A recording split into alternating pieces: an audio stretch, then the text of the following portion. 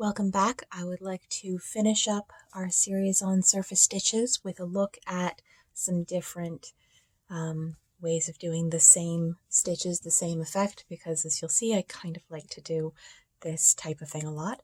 So here's the piece that we've just finished in Ontario Native Plants with DMC cotton and gold metallic thread for our stitches, and then actually the same types of threads. This was done, I think about 10 minutes ago, back at the beginning of lockdown in April. So it's had a little bit of wear. You can see where some, one thread bled just a little bit, so I have to be very careful when I wash it. But otherwise, it has held up quite well. I wanted to show as well that the spiderweb rose is sometimes used for things other than flower centers, can also be used for pea pods, and I don't think I used it for anything else here. But similarly, use the chain stitch as a detail on things, not just veins in leaves, but also to delineate sections in flowers if you like. So then also, remember how I said that that double ladder stitch really pops best when it's in a more sturdy thread.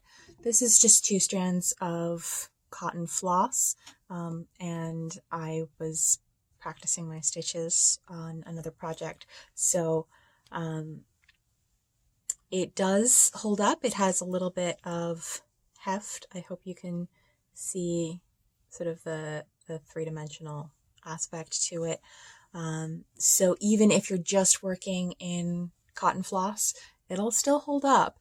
It just looks really nice when it's done in a pearl cotton or a pearl silk or a metallic floss.